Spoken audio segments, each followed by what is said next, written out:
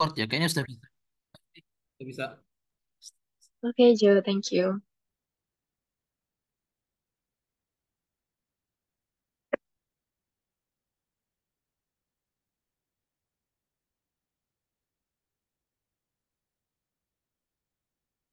Oke, suaraku udah kedengeran kan, Jo? Aman sekarang. Oke, kita langsung mulai aja. Yang pertama, enzim dulu. Golongan enzim apa yang memecah enzim H2O2 pada tubuh manusia?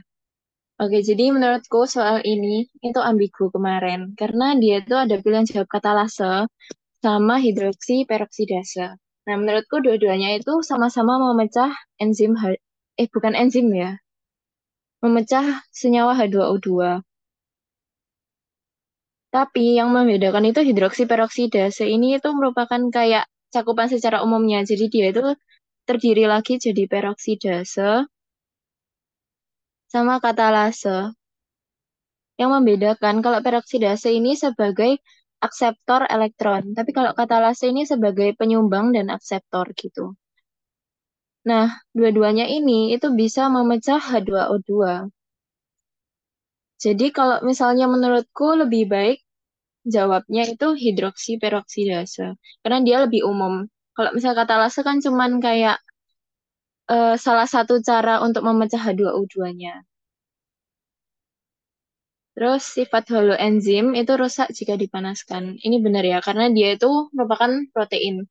Struktur dari protein itu ada primer, sekunder, tersier. Jadi kalau misalnya dipanaskan, itu dia akan merusak ikatan-ikatan dari si protein tersebut. Misal kayak ikatan hidrogen, terus interaksi van der Waals itu bakal rusak kalau misalnya dipanasin dan akan menyebabkan denaturasi. Pokoknya intinya protein yang dipanaskan itu denaturasi. Jadi holoenzim ini adalah protein. Oke, terus keadaan allosterik enzim pada T-state. Nah, T-state ini tuh merupakan kondisi di mana dia itu udah mulai berikatan ya antara enzim dan substratnya. Nah, kalau misalnya harga KM rendah, ini kan artinya afinitas tinggi kan. Nah, kalau misalnya si enzim udah berikatan sama suatu substrat, justru afinitasnya kan akan menurun karena si active site-nya itu udah ditempatin sama si substrat-substratnya. Jadi, harusnya afinitasnya itu menurun, bukan menaik. Ini salah ya. Terus afinitas enzim dengan substrat kuat, ini juga salah. Harusnya turun ya. Harga delta G sama dengan nol, ini juga enggak. G itu energi bebas. Kalau misalnya dalam enzim, reaksi enzim itu biasanya delta G-nya enggak nol ya. Kalau misalnya nol itu em, nggak bisa jalan seingatku ya. Kalau misalnya negatif itu spontan, terus kalau positif itu berarti memerlukan energi gitu. Yang terakhir ini energi kinetik molekul tinggi. Nah, menurutku ini juga nggak ada relasinya ya, nggak ada kaitannya sama si T-state enzim ini. Energi kinetik ini akan meningkat kalau misalnya kayak kayak dipanasin itu energinya setahu akan meningkat. Jadi kayak nggak ada relasinya sih soal ini sama energi kinetik gitu. Nah, seingatku yang C ini yang jawabannya benar. Tapi aku lupa ini apa jawabannya.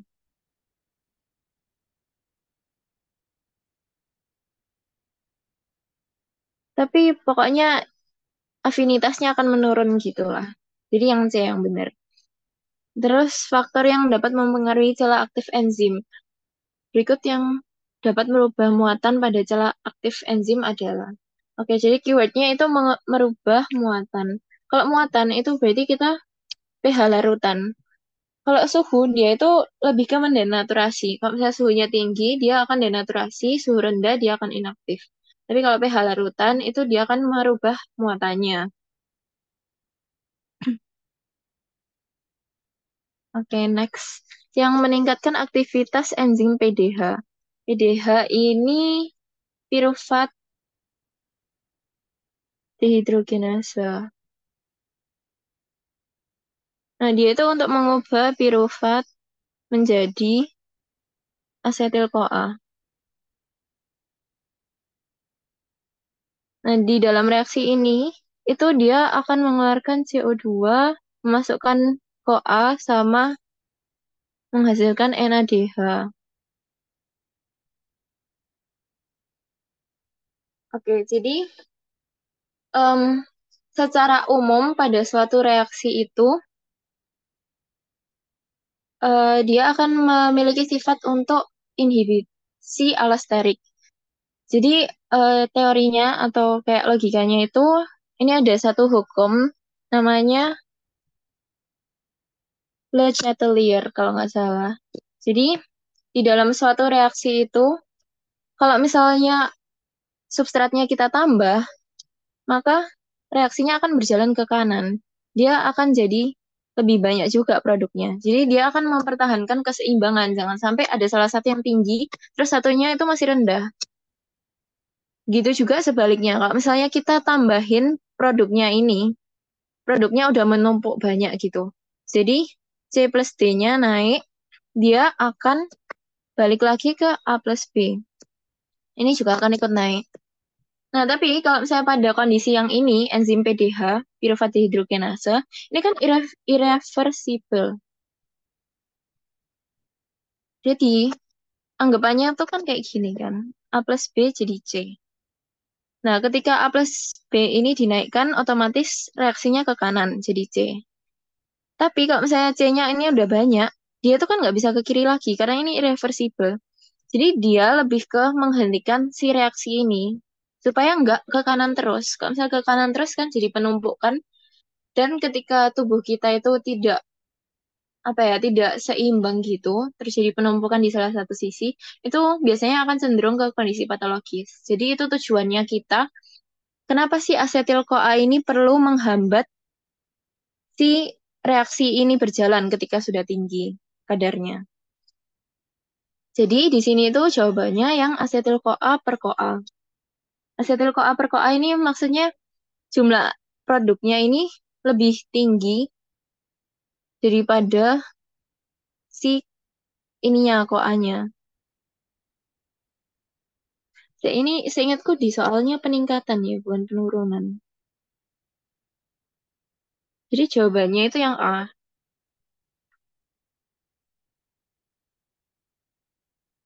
Terus kalau peningkatan ATP per ADP, sebenarnya ini nggak terlalu related ya, karena dia menggunakan NADH, bukan ATP, ADP. Terus hormon insulin ini juga akan berpengaruh. Jadi ketika insulin ada di dalam tubuh kita, dia akan cenderung menyerap glukosa ke dalam sel kan. Nah, ketika glukosa di dalam sel kita udah meningkat, otomatis kita harus glikolisis supaya nggak kebanyakan glukosa.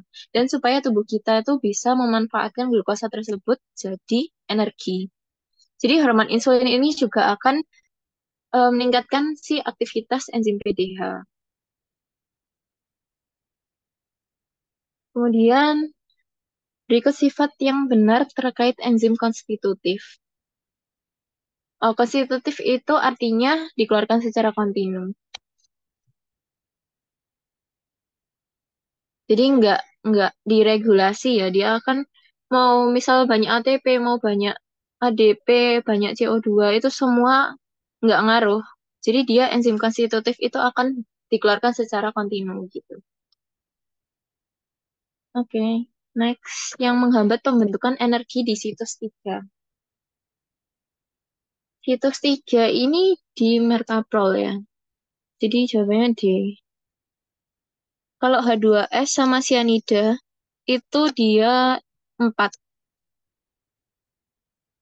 Kalau barbiturat itu 1. Jadi yang di 4 itu ada H2S, ada cyanida atau CN, ada CO.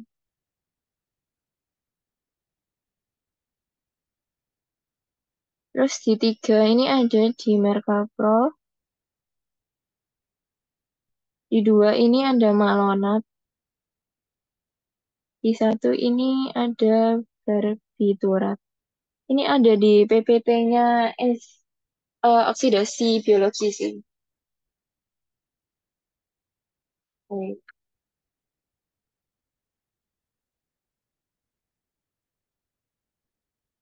Oh, sama ini yang inhibitor fosforilasi oksidatif.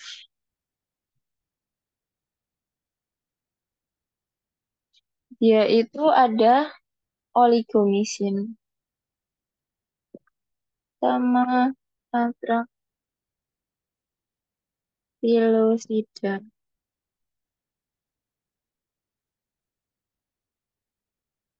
Ini juga ada irisidin A sama protenon. Sama ini antimisin A. Kalau ini sebenarnya dihafalin aja semuanya. Terus yang fosforilasi oksidatif ini ada dua mekanisme menghambat. Jadi oligomisin itu dia fungsinya untuk menghambat aliran proton melalui ATP sintase. Nah, ATP sintase ini kan fungsinya untuk menghasilkan ATP dari aliran hidrogen itu. Nah, semisal kita blok ya, otomatis berarti ATP-nya nggak ada dong. Yaitu mekanisme pertama menghambat fosforilasi oksidatif. Terus kalau misalnya kita pakai senyawa atraktilosida, nah ini fungsinya dia itu untuk em, mencegah transport dari ADP untuk masuk maupun ATP untuk keluar dari mitokondria. Nah, kenapa ini bisa menghambat? Kalau misalnya ATP, kita kan udah menghasilkan ATP. ATP nanti banyak di dalam mitokondria. Nah, kita hambat transportnya dia untuk keluar. Jadi otomatis ATP itu nggak bisa dipakai dong. Dan terjadi penumpukan di dalam mitokondrianya. Jadi ya eh, lama-lama juga akan terjadi penumpukan ADP di luar dan ATP di dalam mitokondria. Terus enzim mengkatalisis pembebasan H dari substrat dan menggunakan oksigen sebagai akseptor H. Oke, keywordnya menggunakan oksigen sebagai akseptor H. Ini oksidase pasti. Terus yang nomor tiga, oligomisin merupakan senyawa yang menginhibisi rantai transport elektron pada inhibitor fosforilasi oksidatif. H2O dalam tubuh dikatalis oleh,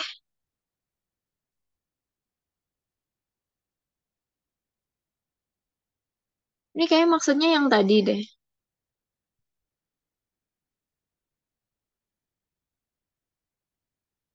Ya kayaknya sama deh sama yang tadi maksudnya.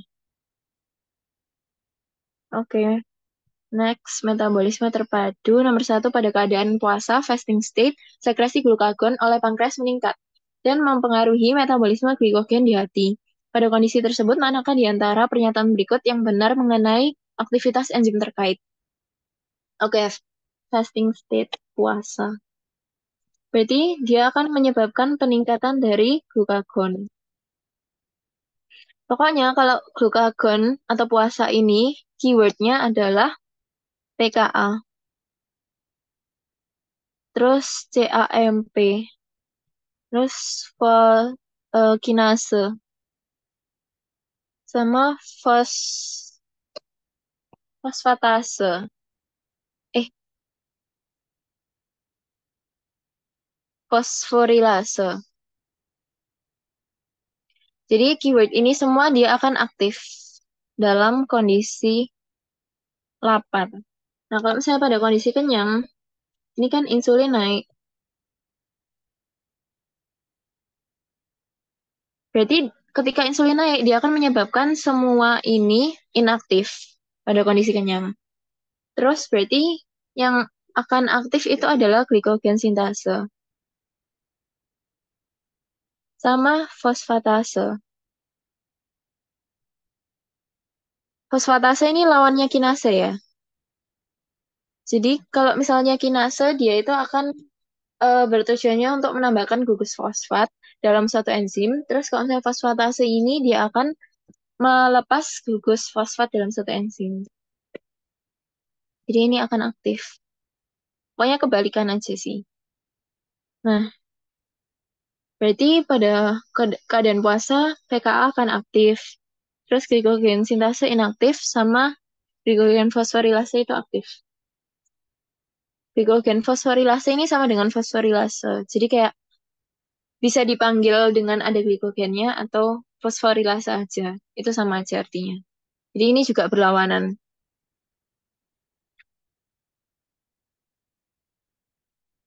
Terus metabolisme karbohidrat. Nomor satu, berapa jumlah total mol ATP yang dihasilkan dari glikolisis muskulus gastrok pelari cepat. Jadi pelari cepat ya.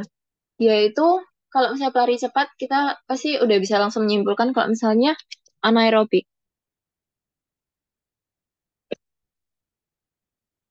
Nah, kalau anaerobik ini berarti kan glukosa kita akan diubah menjadi asam laktat.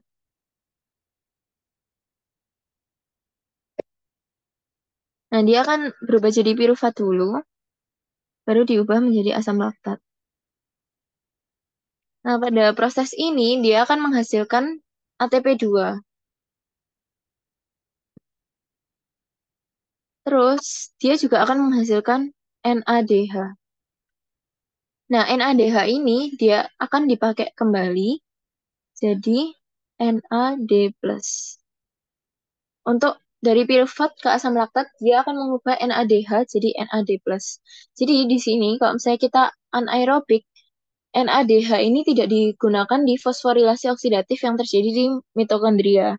Dia akan didaur ulang lagi, kayak muter-muter dalam siklus ini aja. Nah, ketika udah jadi NAD+ lagi, dia akan mengubah lagi jadi NADH di reaksi glukosa ke piruvat. Jadi, hasil energi netnya, netonya, itu adalah 2 ATP ini.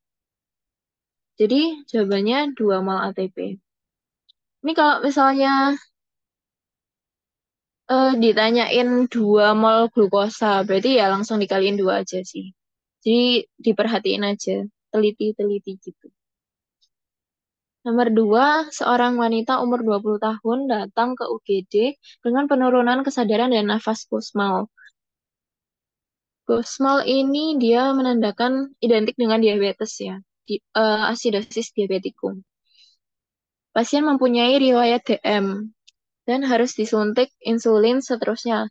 Metabolisme apa yang terjadi pada pasien? Bagaimana metabolismenya? Oke, ini keywordnya juga 20 tahun. Jadi kalau misalnya masih muda dan ada asidosis metabolik, dia itu menandakan kalau kena DM1. DM1 itu ketika tubuh kita tidak bisa menghasilkan insulin sama sekali. Jadi bukan masalah reseptornya tapi masalah produksinya. Nah, ini biasanya karena sel pankreatik betanya itu rusak, mungkin karena imun, kayak ada autoimun gitu biasanya.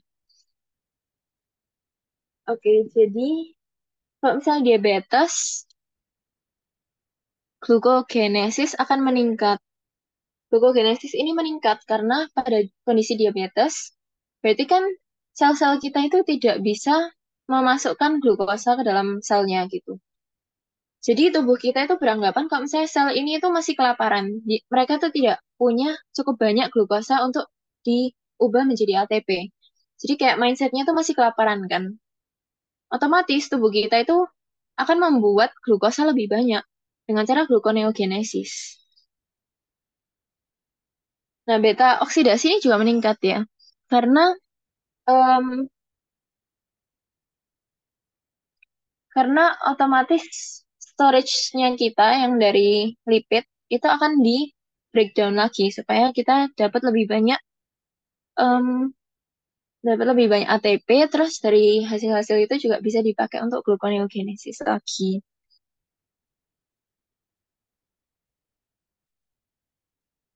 Terus terus HM patient ini kenapa meningkat? Karena HM patient ini kan fungsinya untuk mensintesis NADPH sama untuk ribosa 5 fosfat. Nah, fungsinya kenapa dia harus ditingkatkan? Karena dalam eh, dalam metabolisme lipid kita itu memerlukan NADPH ini. Dan ribosa ini kan sebenarnya juga bisa kita pakai lagi ya sama tubuh. Terus proteolisis dan lipolisis menurun. Kenapa ini salah? Karena harusnya meningkat ya proteolisisnya. Terus glycogenesis dan beta oksidasi menurun harusnya meningkat. Ini benar-benar menurun. Karena sorry, ini benar meningkat sih. Jadi pemecahan glikogen menjadi glukosa. Beta oksidasi juga meningkat. Terus glikolisis aerobik meningkat, beta oksidasi menurun. Ini salah ya, harusnya meningkat. Terus sintesis FATG. Ini harusnya salah karena ya kita itu tubuhnya kan sedang memerlukan glukosa dan ATP ya. Kalau misalnya kita buat lagi jadi lipid kan ya tidak memenuhi kebutuhan tubuh kita gitu. Pernyataan berikut yang benar, glukokinase. Glukokinase ini bukan enzim konstitutif, ini ada di PPT sih. Terus glukokinase mengkatalisis reaksi glukosa dan fosfat menjadi glukosa. Ini salah ya. Harusnya enzimnya itu glukosa 6 fosfatase. Ini ada pada gluconeogenesis. Terus glukokinase ini memiliki afinitas rendah pada glukosa. Hmm, ini benar sih. Ini benar ya. Karena pada glukokinase itu KM-nya akan meningkat. Kalau KM meningkat, bukan meningkat, KM-nya itu tinggi.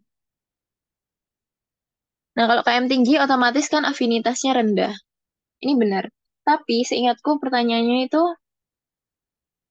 jawaban yang benar itu glukokinase tidak dihambat oleh 2,6 bifosfat. Nah, seingatku pilihan jawabannya yang pas ujian kemarin itu yang D ini. Dan yang benar itu yang D. Jadi kayaknya ini tuh salah compile deh. Cuman ya, aku tambahin aja opsinya sih. Oke, next. Orang DM, glukosa darah 600 mg per dl. Metabolisme apa yang memungkinkan? Oke. Jadi, keywordnya DM terus lebih dari 600 mg per dl. Kalau misalnya kadar glukosa dalam tubuh ini sudah meningkat begitu tingginya sampai 600, itu biasanya akan kita simpulkan lebih ke DM2, diabetes mellitus tipe 2. Nah, kalau di DM2 ini, dia itu gejalanya lebih jarang ke asidosis diabetikum. Tapi mereka tuh cenderung untuk ke yang yang apa ya pas itu hiperosmolar apa gitu. Tapi intinya terjadi dehidrasi soalnya glukosa menumpuk di filtrat glomerulus. Oke, coba tak bukain aja.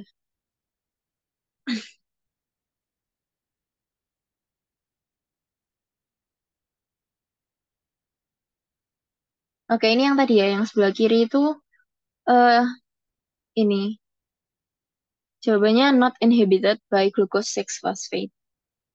Terus yang barusan ini, oh ini hyperosmolar hyperglycemic state. Jadi,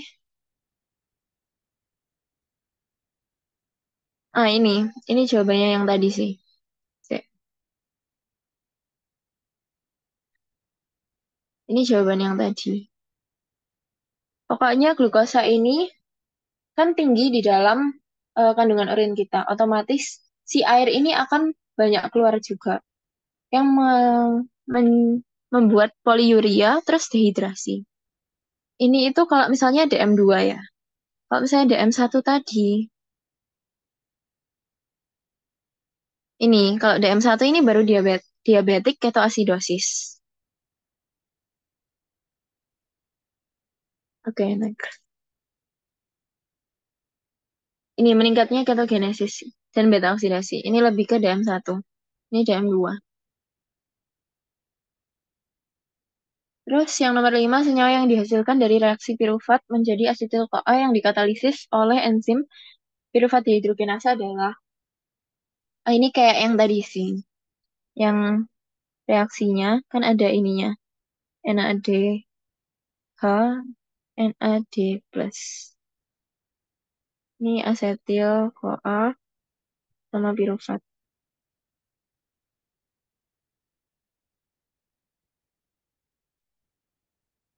Oke, jadi kita cari yang dari NAD menjadi NADH. Ini ya, berarti. Nah, seingatku dia itu ada tulisan kayak NAD dioksidasi jadi NADH. Jadi kalau misalnya NAD plus ini menjadi NADH, walaupun dia ketambahan H plus yang muatannya positif, dia itu direduksi, bukan dioksidasi. Jadi mungkin kayak orang-orang kadang salah pahamnya itu kayak NAD plus ditambah H plus. Berarti otomatis oksidasi, karena plus sama plus. Tapi sebenarnya enggak, harusnya reduksi. Karena si H plus ini dia tuh membawa dua elektron sama dia. Otomatis ketika elektron ini masuk ke dalam suatu senyawa, otomatis kan dia direduksi.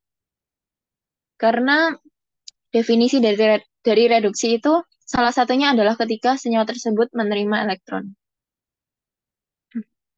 Jadi dia bawa elektron bebas. Nah, kalau misalnya NADH ini dipecah,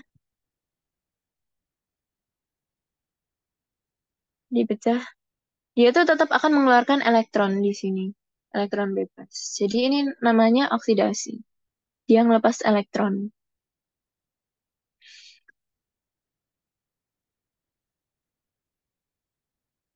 Terus yang benar mengenai jalur pentasa fosfat. Jalur oksidasi glukosa yang tidak menghasilkan ATP. Ini benar ya? Jadi pentasa fosfat ini balik lagi tujuannya adalah untuk NADPH sama untuk ribosa, gula. Nah, dalam pathway ini dia itu memang tidak fokus untuk menghasilkan ATP, lebih fokus ke NADPH sama ribosa. Jadi sebenarnya anggapannya tuh kayak mengorbankan produksi ATP itu demi menghasilkan dua produk ini. Terus yang B terjadi di semua mitokondria sel. Ini seingatku juga salah. Terus tidak terjadi di sel darah merah. Di sel darah merah ini ada sih sebenarnya. Ada di PPT yang HM patient. Ada gambarnya. Karena di sel darah merah ini kan jalur pentasa fosfat ini dipakai untuk menghasilkan NADPH. Nah, terus NADPH ini dipakai untuk eh, detoksifikasi H2O2 dengan glutathione pas itu. Dengan mereduksi glutathione. Terus yang D, defek pada otot akan menyebabkan berkurangnya sintesis ribosa 5 fosfat. Sebenarnya otot itu kok seingatku nggak ada ini ya, jalur pentasa fosfat. Cuman coba nanti dipastiin lagi deh.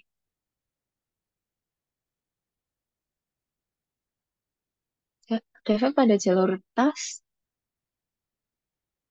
menyebabkan habis sulit mengikat oksigen.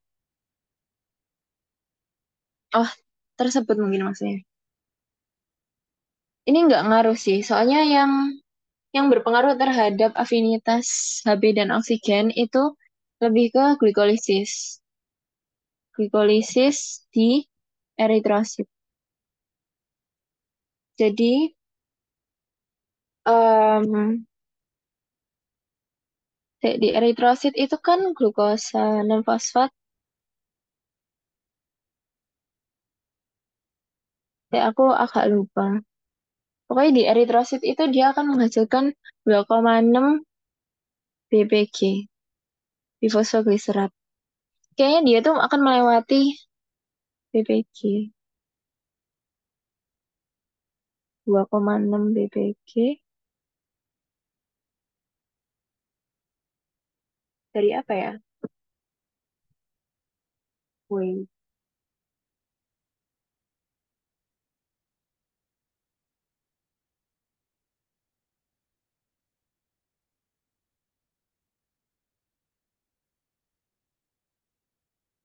Oh, salah-salah. Jadi ini harusnya dari 1,3 bpg bifosfoglycerat. Dia itu akan melewati ini, ADP, ATP. Terus jadi 3 bpg. 3 fosfoglycerat. Nah, di sini tuh pakai enzim fosfoglycerat kinase.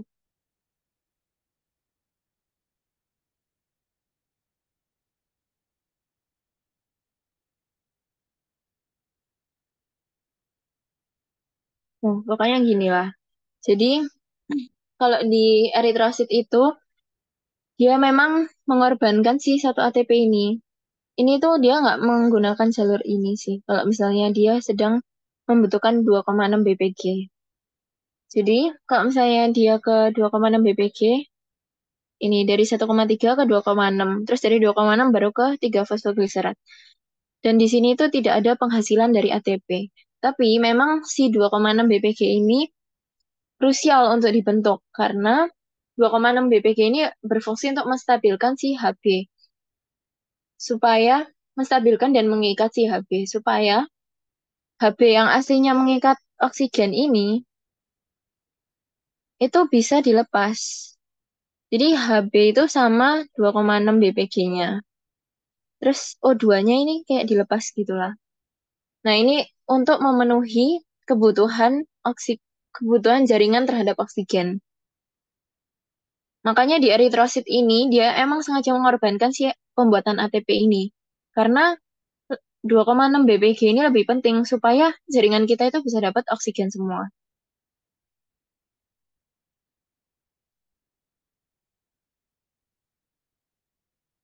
Oke, terus manakah di antara hal berikut yang benar mengenai efek fruktasa 2,6 bifosfat pada jalur glikolisis di liver? Kalau ini 2,6 bifosfat itu berarti dia akan meningkatkan afinitas dari PFK. Ini meningkatkan KM salah, afinitas jadi turun maksudnya. Ini benar ya. Afinitas meningkat.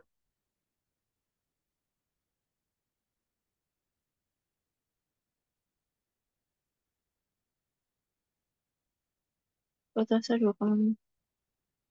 Oke. Terus metabolisme asam amino. Nomor satu asam amino non esensial mana yang bisa disintesis dari asam amino esensial? Ini hafalan aja sih. Cysteine, terus ada hidroksi, lisin. Sama apa ya? Tirosin ya kalau nggak salah.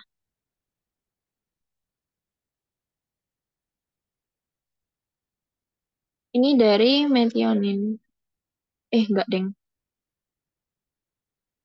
Ini dari lisin. Ini dari metionin. Maaf ya, aku udah agak lupa jujur. Ya udah nanti dicek sendiri aja di PPT ada. Oke, next. Yang merupakan asam amino semi esensial. Semi esensial ini asparagin. Terus defisiensi tirosin menyebabkan ini alkaptonuria. Ini ada di PPT juga. Kalau phenylketon, ini namanya aja phenyl gitu. Jadi kayak phenylalanin yang bermasalah. Terus HHH sindrom ini dia tuh kalau nggak salah terdapat defek pada transport ornitin. Transport untuk ngeluarin si citrulline dari mitokondria. Terus Hartnup disease ini apa ya? Hartnup ini kalau nggak salah triptofan deh. Terus ini histidine. Dia bermasalah pada enzim urokanase. Urokanase. Terus phenylketon ya kayak tadi fenilalanin.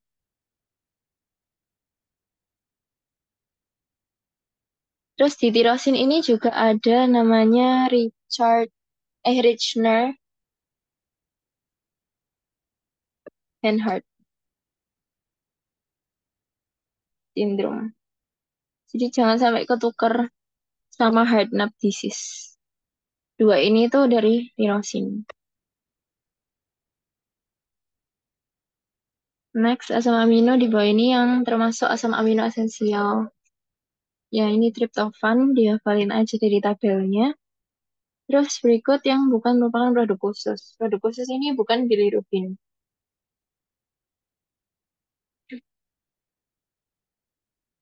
Ini semua itu kalau nggak salah dari triptofan atau tirosin. Kalau nggak salah yang tirosin tuh yang melanin dopamin. Yang triptofan itu melatonin. Terus ini kayak mungkin adrenalin deh maksudnya. Kalau adrenalin ini tirosin.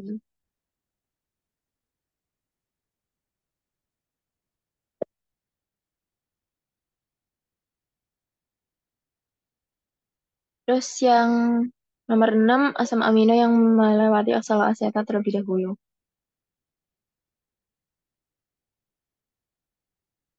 Oh, yang pokoknya aspartat dan arginin. Jadi C. Kalau aku sih cara ingetnya, OAA ini kan singkatannya, oksaloasetat ini kan singkatannya OAA. Jadi kayak aku ngapalinnya tuh aspartat arginin itu kan sama-sama A. Jadi kayak mirror gini loh. Ini tuh aspartat, ini tuh arginin. Terus jadi oksaloasetat. Gitu sih cara aku ngafalin. Terus penyebab keton meningkat dalam darah. Ini diabetes mellitus. Tadi yang ketoasidosis diabetikum. Terus orang lama kelaparan. Kalau orang lama kelaparan kan otomatis si glukosanya udah habis. Jadi dia akan menggunakan lipid untuk di keton ketongenesis, ketogenesis untuk menghasilkan energi. Jadi yang benar ini 2 dan 4. Oke, udah selesai untuk yang setengah pertama. Mungkin sisanya mau dilanjut oleh Ejo. Silakan Ejo. Thank you guys. Oke, aku izin share screen ya guys. Semoga nggak nge-lag.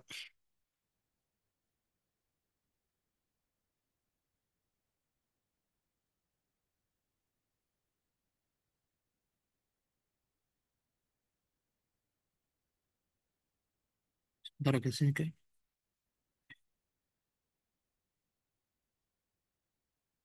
Ini udah kelihatan? Yang lain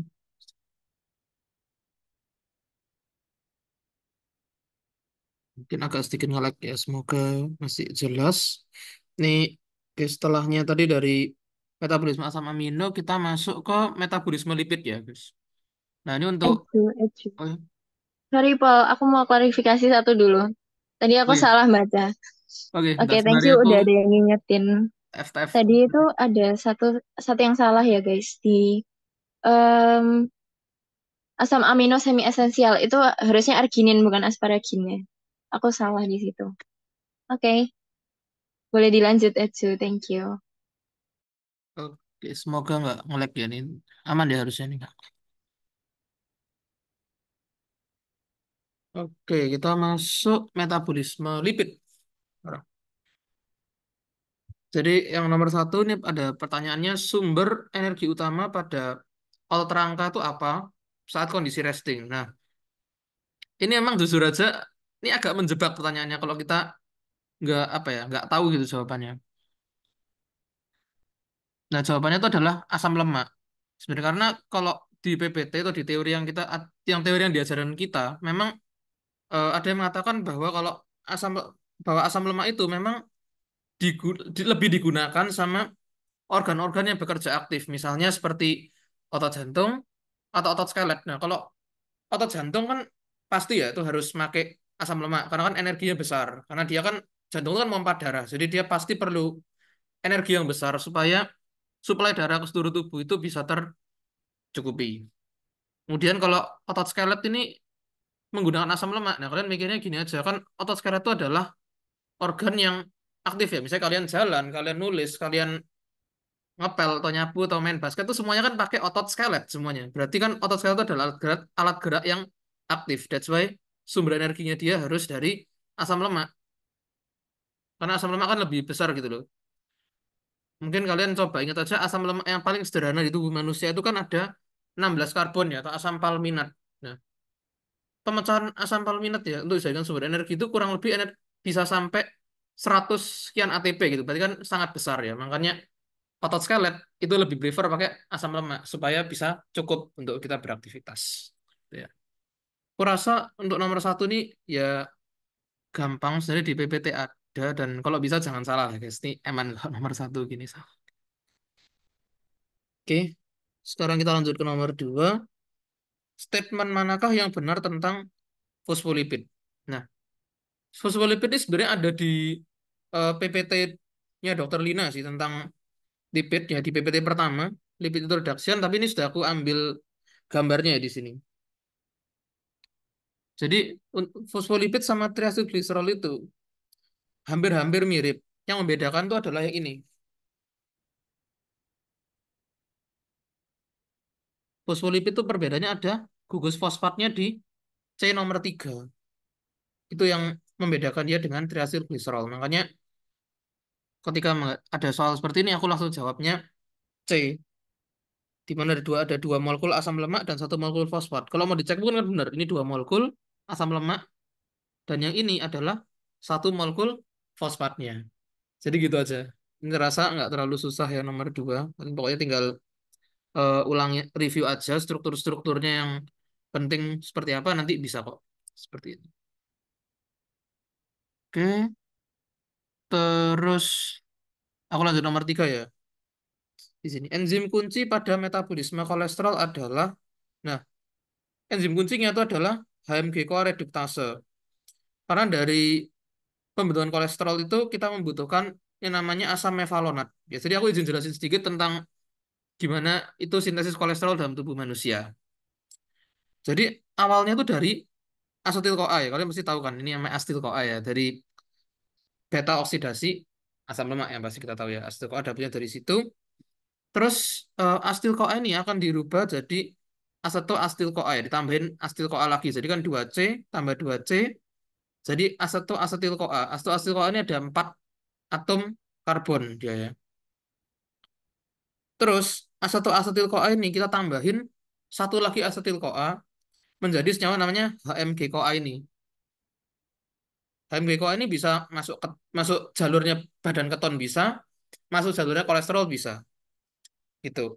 Dan di sini kalau masuk jalurnya kolesterol itu dia perlu enzim kunci yang namanya HMG-CoA reduktase ini supaya bisa menjadi asam mevalonat yang ini. Mevalonat itu 6 karbon ya. Dia adalah hasil reduksi dari HMG-CoA gitu. Terus asam mevalonat ini dirubah menjadi itu dia kayak ditambah-tambahin tuh, ditambah-tambahin fosfat ya sampai 3. Terus eh, C karbonnya dihilangin satu, fosfatnya dihilangin satu lagi. Jadi dia menjadi senyawa namanya isopentenyl difosfat. Itu bentuknya sudah seperti cincin ya bentuknya dia. Terus kita kan tahu berarti kalau sudah dibuang karbonnya satu kan jadi 5. Ya isopentenyl namanya penten kan artinya 5. Nah, dari 5 karbon ini reaksinya itu disiklikasi. Jadi disiklikasi itu apa ya istilahnya? Diperbanyak gitu loh, guys. Diperbanyak cincinnya sampai 6 kali. Membentuk namanya squalene. Squalene itu 30 karbon ya. Dia, dia 30 karbon itu adalah hasil dari siklikasi isopentenyl dari 5 karbon tadi. Terus nanti dia ini bisa melewati berbagai proses, mungkin pemindahan rangkap dan sebagainya. Akhirnya terbentuklah kolesterol dengan jumlah atom karbonnya 27. Nah, misalnya soal ini dikembangkan ya, guys, terkait enzim kunci, ada obat namanya statin. Statin atau simvastatin itu sama aja, dia adalah obat untuk menghambat kolesterol. Dan cara kerja obat statin itu adalah dengan cara menghambat enzim kunci dari pembentukan kolesterol, yaitu HMG-CoA reduktase. Nah, aku rasa udah clear ya, ini kan nggak begitu yang Susah. Oke, next nomor 4. Kalau misalnya ada yang bingung, dari teman-teman mau ditanyain enggak apa-apa loh, langsung open mic aja. Atau mau chat juga enggak apa-apa. Oke, aku lanjut nomor 4 dulu ya. Di sini soalnya ada nih, pria 50 tahun tidak memakai glukosa sebagai sumber energi utama. Katabolisme apa yang digunakan? Nah ini aku awalnya kayak agak bingung sih, maksud soalnya gimana gitu. Cuman kalau aku duga, mungkin glukosanya itu sudah habis mungkin. Jadi kalau kita lihat dari bagan ini, glukosa atau glikogen itu kan simpanan dalam bentuk cadangannya kan glikogen bentuknya. Nah, setelah kurang lebih 24 jam, glikogen itu pasti akan menipis jumlahnya, akan turun gitu loh, karena kan dia dipecah ya, dipecah untuk membentuk glukosa. Nah, seandainya habis, dia ini dialihkan ke lipolisis. Jadi pemecahan triacylglycerol jadi asam lemak ini namanya lipolisis. Baru nanti dari asam lemak bisa bisa masuk ke jalurnya glukosa lewat asil-CoA dan sebagainya itu. Jadi di sini aku jawabnya lipolisis ya karena acuanku adalah bagian ini di mana kalau glikogen habis ya, glukosanya habis, maka yang kita lakukan adalah memecah cadangannya dulu, triacylglycerol. Kan nggak mungkin kita dapat apa ya? Kan nggak mungkin kita langsung dapat asam lemak tanpa memecah triacylglycerol terlebih dahulu. Gitu. Jadi katabolisme yang pertama harusnya adalah lipolisis lipolisis dulu gitu. Jadi jawabannya A. Kayak gitu kira-kira. Oke, lanjut nomor 5. Yang benar tentang asam lemak. Jadi kita kalau semua soal gini kita bisa pakai eliminasi juga sih kalau untuk nebak jawabannya ya. Asam lemak kita cek dari option A. Asam lemak itu ada gugus asam karboksilat terikat dengan rantai karbohidrat. Nah, jelas kan enggak? Mungkin lemak kok ada karbohidratnya kan jelas dia keliru gitu. Mungkin kalau ini glikolipid ya benar ya, tapi bukan itu. Kalau asam lemak itu nggak mungkin nempel sama karbohidrat dan nggak mungkin juga ya dia nempel sama yang lain kecuali albumin gitu bisa. Tapi guys bukan itu yang dimaksud. Terus yang B dalam bentuk asam lemak bebas. Nggak mungkin ya, seperti tadi yang sudah aku sebutin bahwa asam lemak dalam tubuh itu biasanya nempel sama albumin gitu. Karena kan asam lemak itu hidrofobik.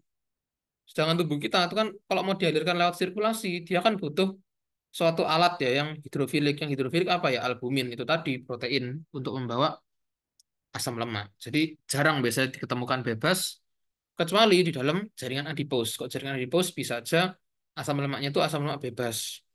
Tapi kalau dalam sirkulasi dia pasti diangkat sama namanya albumin atau lipid transport ya atau lipoprotein kalau kalian pernah dengar istilahnya. Terus yang D, sorry yang C dulu, polyunsaturated lebih dari satu gugus karboksilat. Salah juga ya.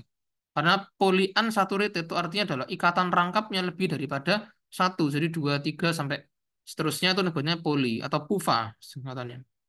Kalau MUFA itu satu ikatan rangkap, PUFA lebih dari satu ikatan rangkap. Jadi kalau dia ngomong gugus ikatan karboksilat, ini nggak nyambung ya. Karena saturated unsaturated itu bukan dengan gugus karboksilat, tapi itu dengan ikatan rangkap pada ya itu, CC-nya itu, dalamnya asam lemak. Terus yang D, asam lemak itu sebagian besar dalam bentuk cis ya saat alami. Nah ini yang benar kalau menurutku ya karena waktu di kelas itu Dokter Lina pernah menjelaskan bahwa dalam tubuh kita kalau ada asam lemak itu rata-rata terbentuknya dalam bentuk cis ya mayoritas cis dan di PPT beliau beliau juga menyebutkan sih state ini. Kalian bisa lihat kalau ini ya unsaturated long chain fatty acid itu nearly in cis. Ini kan bisa lihat sendiri dia dalam konfigurasi cis. Berarti ya ya udah jadi kita bisa simpulkan kalau memang kebanyakan itu adalah bentuk cis yang terbentuk secara alami kecuali kalau trans itu terbentuknya dari makanan dan sebagainya tapi kalau yang alami itu adalah cis di PPT sebenarnya ada dan makanya itu kita mesti hati-hati juga kalau biokimia itu harus betul-betul dengerin penjelasan dosen ya karena kayak gini-gini ini kan dapatnya dari dosennya jadi kalau kita nggak apa ya, nggak fokus sama penjelasan dosennya, itu bakal susah kalau ketemu soal-soal yang model-model kayak nomor 5 gini ya. Jadi ini jawabannya yang D lah, yang nomor 5. Kalau yang E, itu nggak mungkin titik leleh makin tinggi. Padahal kalau kita tahu, kalau ketidakjenuhan naik itu berarti kan lemak itu akan semakin bersifat cair ya. Kalau benda semakin cair kan nggak mungkin titik lelehnya itu naik ya. Logikanya aku juga mikir gitu. Makanya E itu langsung aku eliminasi sih waktu UTB. Dan aku jawabnya langsung D, karena itu yang pernah dijelaskan sama dosennya juga kalau mayoritas itu dalam bentuk cis. Merasa nggak ada masalah ya nomor 5.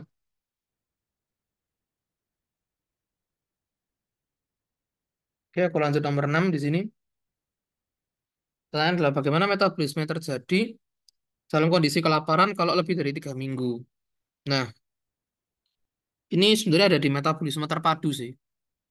Jadi kita kalau ada soal gini kita mesti tahu prioritas penggunaan energi itu seperti apa. Jadi pertama, sumber sumber energi itu dari glukosa dulu sebenarnya pertama. Pertama dari glukosa, sorry. Terus kalau glukosa habis, dia pakai asam lemak.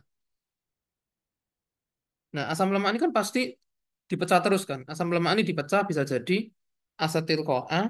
Kita tahu kan beta oksidasi kan ada tuh asetil CoA, sama juga eh, badan keton kan. Nah, kalau sudah lebih dari 3 minggu, pemecahan asam lemak itu kan secara dia kan eh, dipecah terus-terusan. Jadi asetil CoA-nya kelebihan pasti ya, kan pasti dipecah terus ya, pasti dia akan banyak. Nah, kelebihan dari asetil CoA tadi itu akan dirubah menjadi keton badis yang akan digunakan sama otak kita atau ensefalon itu sebagai sumber energi utamanya. Ini sebenarnya juga ada di PPT Dokter Citra, cuman aku tadi menjelaskan secara bahasaku sendiri ya, tapi kurang lebih secara prinsip dan konsepnya itu sama. Oke, untuk lipid aman ya guys. Ini ada yang mau tanya dulu mungkin dari bab lipid sebelum kita pindah.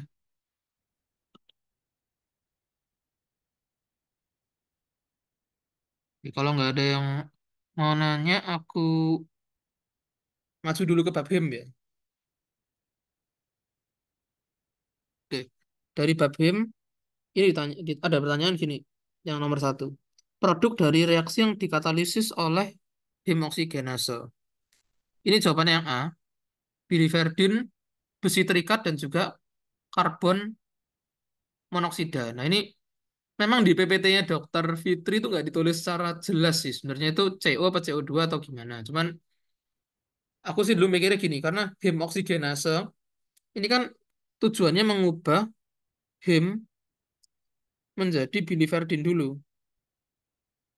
Baru biliverdin direduksi jadi bilirubin. Nah, alurnya kan kurang lebih seperti ini alurnya. Cuman yang aku nggak tahu itu, yang agak nggak jelas itu, ini CO apa CO2 ya. Cuman barusan aku tuh googling dan aku dapat reaksinya seperti ini. Jadi kan dari hem, terus enzimnya namanya hemoksigenase, dia berubah jadi biliverdin di sini. Berubah jadi biliverdin, CO, dan besi. Besinya itu sebenarnya harusnya tuh Fe3+ ya. Kalau dari PPT Dr. Fitri itu harusnya Fe3+, nanti dia akan dibebaskan menjadi Fe2+ lagi. So, itu ada proses seperti itu dalam hemoksigenase ini. Jadi setelah kita tahu jawabannya adalah yang A. Ya, kalau memang harus cari gambarnya sendiri juga ya. Kadang kan gambarnya PPT itu mungkin ada yang kurang lengkap. Jadi saranku kalian coba googling gambar-gambarnya yang metabolisme-metabolisme gini supaya kalau ada yang nggak jelas atau ada yang bingung kalian bisa cek di sana. Aman ya nomor 1. Oke, saya rasa sudah bisa. Dan kita lanjut nomor 2. Ini ada orang minum alkohol dan ada kerusakan porfobilinogen. Nah, ini kerusakannya di enzim yang mana? Nah, ini sebenarnya jawabannya ada di PPT-nya Dokter Fitri yang baru. Oh, nggak salah ini kasus ya, nggak salah kasus klinis yang di situ, setahu.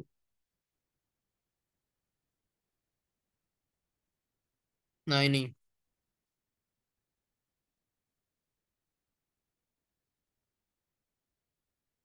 sebenarnya mirip sama ini sih kasusnya. Jadi penyakitnya sebenarnya yang diidap sama orang itu adalah acute intermittent porphyria. Dan itu kerusakan enzimnya di PBG deaminase atau HMB sintase. Rasa aman ya kalau ini. Mungkin kalau ada soal yang lebih lengkap ya kalian bisa juga analisa ceritanya ya. Nanti kalian bisa tentukan dari ceritanya itu enzim mana yang kira-kira mengalami kerusakan. Sebenarnya itu aja sih. Kalau ketemu soal klinis tuh pokoknya kalian memang harus hafal dan harus mengerti gimana jalan reaksinya atau sintesis daripada si him ini. Jadi supaya kalian tuh lebih gampang nentuin kira-kira mana sih yang rusak atau mana yang bermasalah. Nanti baru kalian bisa jawab soalnya. Aku rasa aman ya kalau nomor dua. Ya, aku lanjut ke nomor tiga. Kalau gitu di sini kalau PBG meningkat, enzim manakah yang mengalami defisiensi? Nah, kalau kita lihat di sini, PBG porfobilinogen meningkat. Nah, kita tinggal cari kira-kira dari reaksi ini yang menyebabkan porfobilinogen meningkat itu apa kira-kira? Ini ya, kalau kita lihat porfobilinogen kan posisinya di atas ini. Porfobilinogennya ini menumpuk.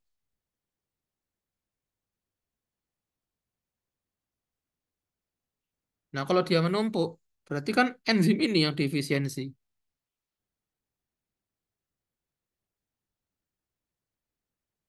Ya udah, kalau kita sudah tahu seperti itu, ya jawabannya berarti yang D. Kalau dilihat dari bagannya tadi, PBG meningkat tuh karena HMB sintasenya terganggu. Jadi PBG-nya nggak bisa diubah jadi HMB, terus HMB-nya dalam sirkulasi itu meningkat.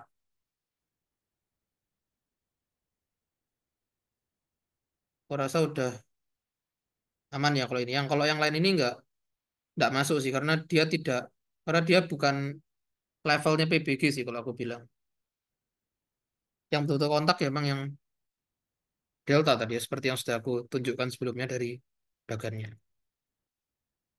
Pokoknya kalau him yang mau aku tekanin adalah kalian harus betul-betul memahami proses sintesis dan juga degradasinya. Karena itu kalau dari soal-soal yang aku lihat sering keluar dan sering dibikin model soal analisis. Kalau ini rusak, yang meningkat siapa, yang menurun siapa. Jadi saranku kalian review aja proses sintesis dan proses degradasinya supaya kalian lebih gampang kalau ketemu soal-soal yang tipe seperti ini. Tak rasa aman ya kalau buat him. Ada yang mau tanya mungkin? Oh, diam-diam gini aku tak lanjutin dulu ya. Oh, banyak juga ya. Ini soal tentang kalau lanjut ke bab darah imun di sini. Jadi yang pertama yang tidak berhubungan dengan thalassemia. Nah, kalian mesti tahu dulu kalau soal kayak gini, thalassemia itu jenisnya ada apa aja.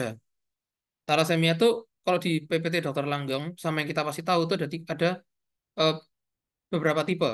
Ada tiga tipe sih lebih tepatnya. Ada alfa, ada beta, ada delta beta. Sama thalassemia berpasangan sih, cuman itu enggak umum ya. Tapi yang umum biasanya alfa, beta, sama delta beta. Dari sini kita tanya yang nggak berhubungan mana. Berarti gampangannya kalian cari aja jawabannya nggak nyambung dengan alfa, beta ataupun delta. Ya udah, jawabnya adalah globin P. Karena memang thalassemia P itu nggak ada. Jadi globin P itu ya nggak mungkin bermasalah. Gitu ya. Rasa gampang nih di PPT pun juga ada kalau kalian mau cari. Tapi kalau penjelasan mudahnya seperti itu. Oke, nomor dua, screening diagnostik untuk multiple myeloma. Itu yang mana gitu kan. Nah, kalau kalian tahu, myeloma itu artinya apa? Oma itu kan artinya kanker ya. Berarti ini masalahnya dengan genetik. Berarti jelas yang tes faal koagulasi, hemostatik, faalnya liver itu jelas nggak mungkin gitu karena dia nggak bermasalah sama genetik kan. Ini cenderung kayak masalah metabolik mungkin ya CDE ini. Tapi kalau masalahnya sudah genetik, berarti kita tinggal elektroforesis. Ini elektroforesisnya HB atau protein. Yang lebih tepat yang protein. Karena eh, kalau HB, kalau elektroforesis HB itu lebih untuk ke talasemia dia ranahnya. Karena talasemia itu kan gangguannya di pembentukan hemoglobin. Sehingga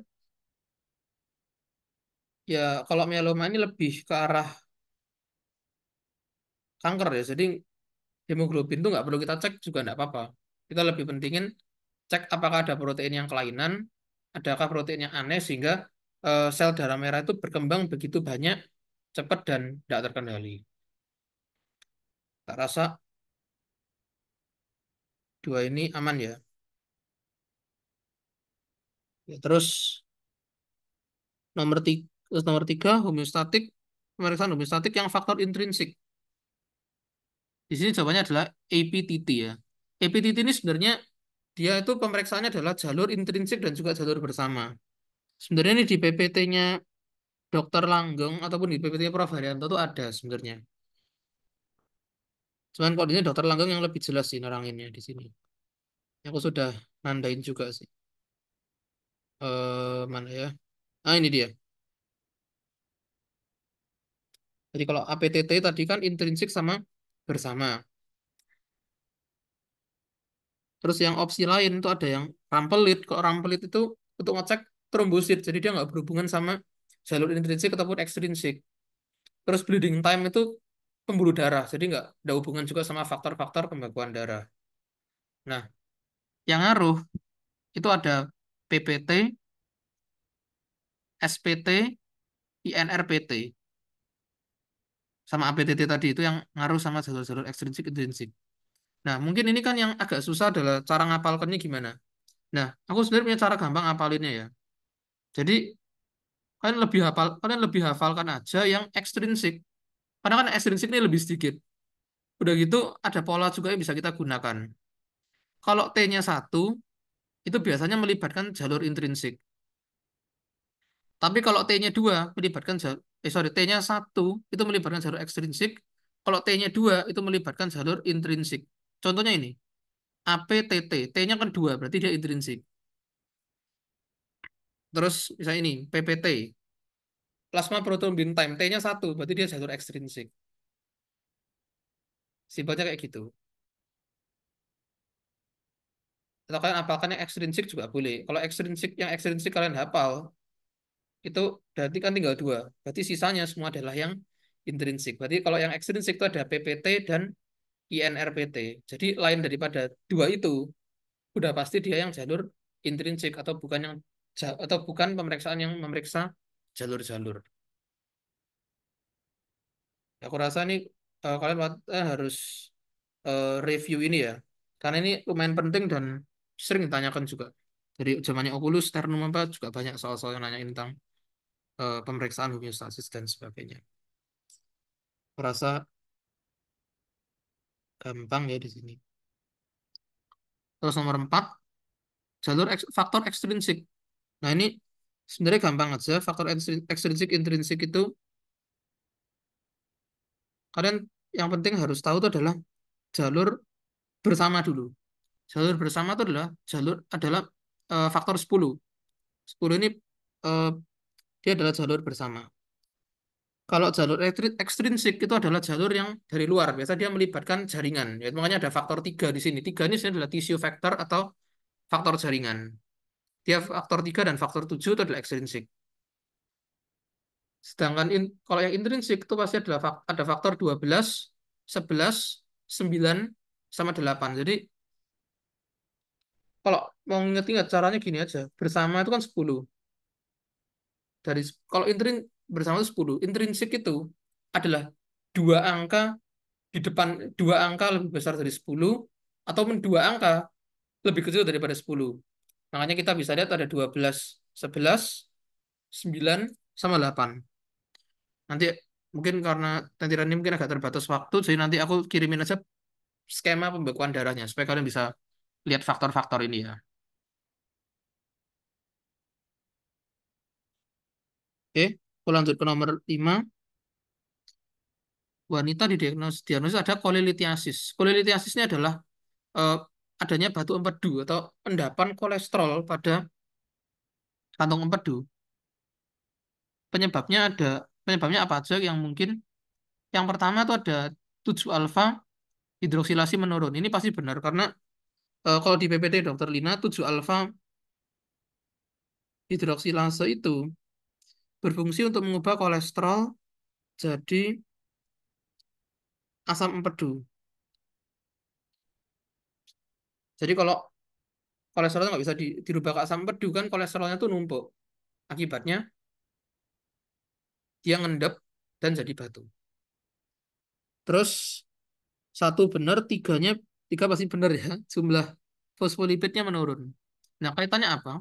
Ini fosfolipid, seperti kita tahu dia kan sifatnya amfipatik. Fosfolipid ada kepala fosfat sama ekor lipid.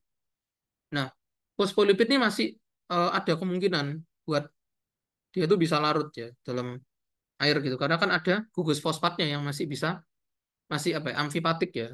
Ada gugus fosfat yang sorry masih hidrofilik. Jadi dia lewat air pun juga bisa. Jadi fosfolipid ini kan bukan dia nggak menyebabkan terjadinya pembuntuan sebenarnya secara langsung ya, atau tidak nyebabin jadinya batu. Nah, jadi jumlah fosfolipid menurun ini benar karena kalau fosfolipidnya menurun, berarti kan logikanya si kolesterol ya, atau lemak-lemak yang lain itu kan akan kayak lebih sukar gitu loh, akan lebih sukar untuk bisa larut dalam air, ya, lebih sukar karena kan dia karena kalau saya ingatku dari gallbladder ini dia dimasukin dulu, dimasukin dalamnya kayak vesikel-vesikel itu kan luarnya pasti fosfolipid. Nah, kalau fosfolipidnya tidak ada kan lemak-lemaknya nggak bisa diangkut. Ya, itu artinya lemaknya tidak akan bisa dibuang, terutama kayak kolesterol gini. Dia nggak bisa dibuang, akhirnya ngendap jadi batu. Satu tiga betul di sini, dua pun juga benar.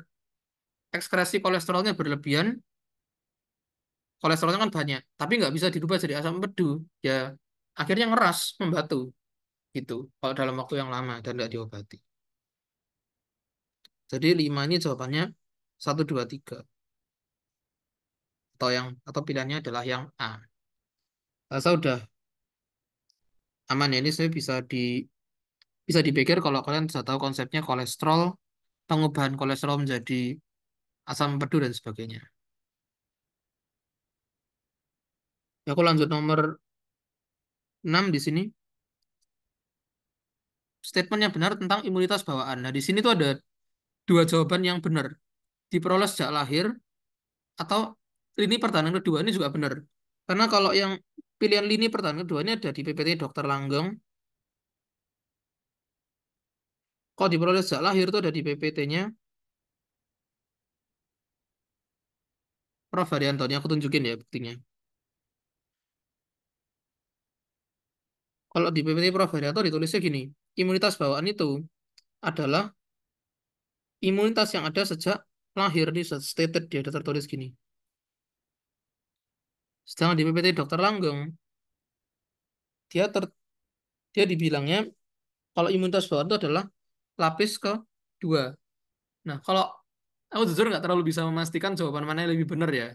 Ini sebenarnya tinggal kalian mau ikut alirannya Dokter Langgeng atau mau ikut alirannya Prof. Haryanto, sebenarnya gitu aja. Jadi memang soalnya agak bingungin ya. Tapi kalau dulu aku jawabnya adalah yang sejak lahir. Itu teman aku nggak tahu benar apa enggak. Tergantung kuncinya siapa yang dipakai.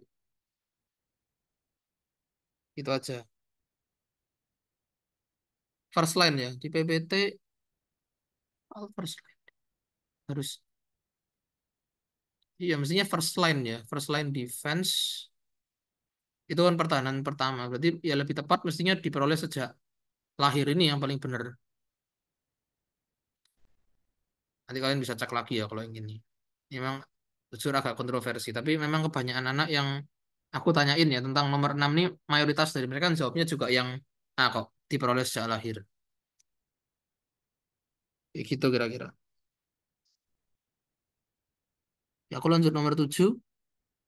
Di sini yang bukan penyebab anemia adalah, nah kalian harus tahu anemia itu apa. Anemia itu kan sel darah merahnya kurang dari normal.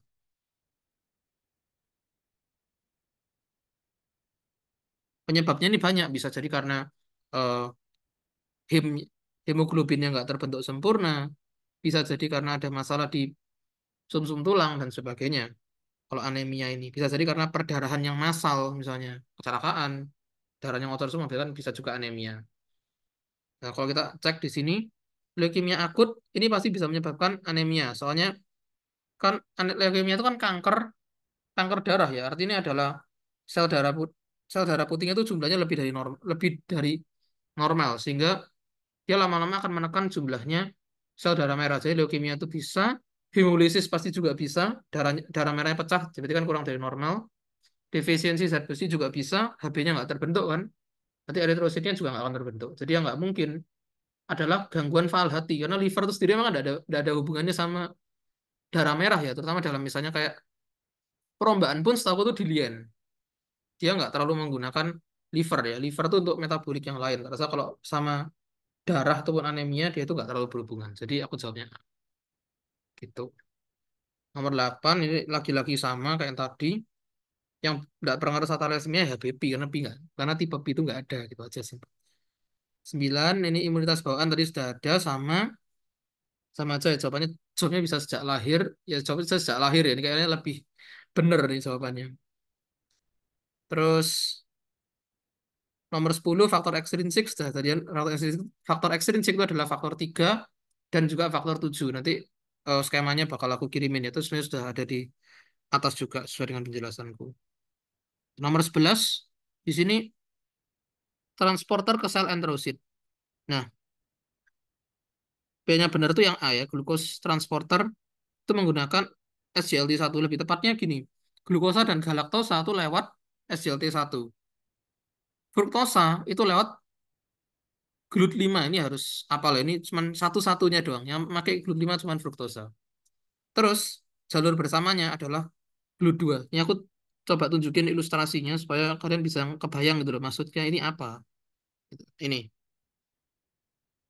ini loh guys, yang aku maksud dari tadi ya. Jadi kalau glukosa dan galaktosa, dia masuknya SGLT1. Terus nanti mereka ini bareng-bareng gitu mereka masuk. Terus si fruktosa, kalau kita lihat dia masuknya lewat GLUT5. Ini sel enterosit ya. Di sini nanti glukosa galaktosa ataupun fruktosa ini akan bareng-bareng keluar ke kapiler pakai GLUT2. Aku rasa ini masih itu nggak terlalu susah ya guys. Saya rasa itu gampang aja kan bisa lihat jalur-jalurnya lagi. Kalau yang lain sudah pasti salah, si SGLT2 itu di ginjal jadi nggak hubungan. Fruktosa transporter itu glutnya 5 ya. Kalau glut 4 itu kebanyakan di otot skelet ya. Otot skelet sama jaringan adipus sama liver ya, pas aku itu glut 4 yang dipakai.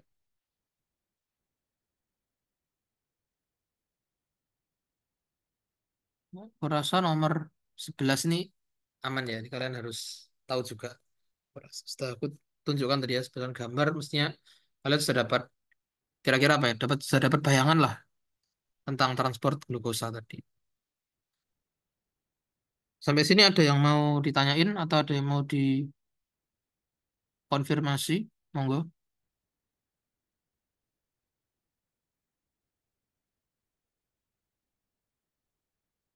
3, 2, 1. Oke, aku lanjut dulu ke bab yang terakhir ya. Nggak kerasa sudah yang terakhir ya ini. Tentang siklus Krebs. Sebelumnya aku kasih tahu dulu ya. Siklus Krebs ini aku anjurin banget kalian untuk lihat, terus sering-sering lihat bagannya ini ya guys. Karena kalau kalian hafal bagan ini itu akan sangat membantu sebenarnya. Dan aku nggak perlu, aku gimana? Aku ceritain secara singkat aja ya tentang siklus Krebs itu seperti apa gitu supaya enak ya. Jadi pertama itu dari oksaloasetat dulu. Oksaloasetat itu ketambahan asetil CoA membentuk sitrat. Enzimnya namanya sitrat sintase ya, seperti kita sudah tahu namanya itu kan. Nah, terus sitrat sintase dari sitrat itu akan dibentuk jadi cis akonitat dan isositrat. Jadi ini kayak membentuk isomer gitu ya. Itu supaya menstabilkan ikatan sih tujuannya. Nah, dari isositrat dia melepaskan dia melepas NADH dan membuang CO2-nya satu. Jadi alfa ketoglutarat. Enzimnya namanya isositrat dehidrogenase ya. Sama enzim itu ngikutin aja sebenarnya, ngikutin reaksinya. Terus alfa ketoglutarat jadi suksinil CoA, alfa Kg dehidrogenase ya, seperti biasa. Prinsip eh, cara kerjanya masih sama. Dia melepas NADH dan buang CO2. Terus dari suksinil CoA ke suksinat, ini adalah fase yang menghasilkan ATP. Makanya namanya dia tiokinase. Nah, karena lihat sendiri kan ada enzim namanya di sini ada kata kinase. Nah, kinase itu pasti berhubungan dengan fosfat dan ATP. Terus naik ke fumarat, mesuksinat, fumarat itu mesuksinat dehidrogenase. Di sini dihasilkan FADH2. Terus fumarat dibuang airnya, dibuang air ini, dibuang airnya jadi malat. Terus malah dioksidasi balik lagi jadi oksaloasetat sehingga terbentuk NADH lagi. Itu kurang lebih siklus Krebs secara singkatnya. Nah, di sini ditanya nomor satu produk apakah dari asetil kok dari tetrasaikal yang penting untuk fosforilasi oksidatif. Nah, kalau ada soal yang ngomong fosforilasi oksidatif yang ada di pikiran kita itu pasti adalah NADH dan FADH2. Ya udah, jawabannya berarti kalau yang masuk fosforilasi oksidatif ya yang C. Langsung aja di situ. Karena dari fosforilasi oksidatif kita akan dapat NADH itu sama dengan 2,5 ATP, FADH2 itu sama dengan 1,5 ATP. Itu ya, aku rasa bisa ya, pokoknya kurang lebih kayak gitu. Fosforilasi oksidatif berarti hubungannya NADH dan FADH, atau NAD plus dan FAD plus. Itu koenzimnya. Glukosa di bawah adalah hidrogen. Nomor dua, di sini tanya asam amino manakah yang masuk ke dalam siklus Krebs dari oksaloasetat. Nah, dari oksaloasetat itu kalian tahu asal-asal sekarang OAA seperti tadi yang dijelasin sama Devni ya. Kalian pasti kan udah tahu kalau yang masuk OAA itu pasti adalah aspartat dan asparagin. Lihat aja yang huruf depannya sama A gitu. Kalau tirosin dan fenilalanin ini masuk lewat jalurnya fumarat. Ini guys. Jadi untuk soal nomor 2 ini asam amino ini kalian memang harus tahu siapa-siapa yang masuk ke dalam jalur-jalur siklus Krebs. Saranku yang penting kalian harus tahu yang masuk OAA, terus yang masuk fumarat, sama yang masuk ke alfa ketoglutarat karena tiga itu yang dari soal-soal cutting sering ditanyakan. Saya rasa aman untuk nomor dua. Nomor tiga sekarang ya. Oligomisin itu menghambat apa tadi sebenarnya sudah dijelasin ya. Oligomisin itu menghambat ATP sintase di mana dia adalah inhibitor dari fosforilasi oksidatifnya ada di PPT-nya Prof. Retno. Nanti kalian bisa cek ya di sana. Nih, sudah aku kasih garis juga di situ. Oligomisin itu hambatannya ATP sintase. Aman ya tak rasa. Terus nomor 4 inhibitor kompleks 3 itu adalah di Merkapol ya jawabannya cuma tiga doang. Ini kayaknya soalnya yang keliru compile ya. Tapi pasti jawabannya kalau tiga tuh yang kalau inhibitor kompleks tiga itu ada di Merkapol. Sedangkan yang lain tuh bukan ya. Kalau barbiturat kan satu. H2S dan cyanida itu adalah kompleks 4. Nah, sebenarnya di sini tuh ada cara ngapalkannya sebenarnya. Yang aku jujur nggak tahu dulu caranya gimana ngapalin. Cuman ada di Google tuh ada bunyi seperti ini. Bunyinya adalah rock band plays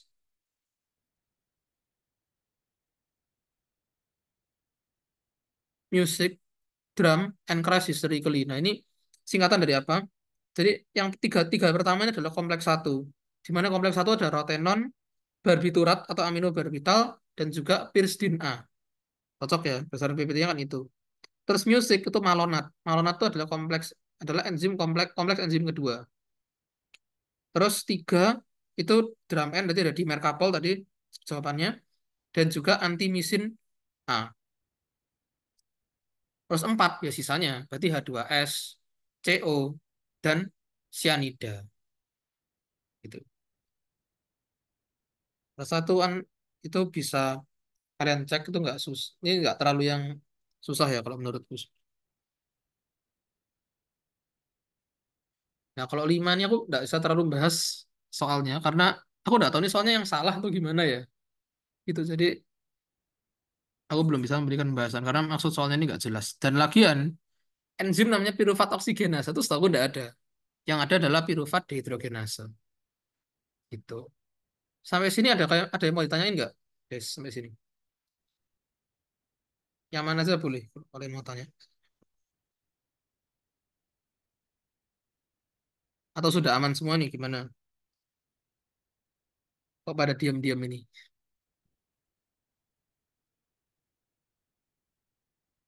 Ada yang mau ditanyain? Kok hitung sampai 5 ya guys? Kalau ada yang mau tanya bilang aja. Oke, aman. Ya, semoga apa yang Debni dan aku berikan itu bisa membantu kalian dalam mempersiapkan UTB 2-nya. Saranku jangan lupa berdoa ya dalam belajar ataupun dalam ujiannya. Semoga dilancarkan. Semoga nanti kalau UAB kita bisa aman ya guys untuk semester 3 dan tidak cuma di biologi dan tidak cuma di blok biokim aja tapi di semuanya. Ya, sebelum menutup pertemuan siang ini, ya mari kita berdoa terlebih dahulu. Doa mulai.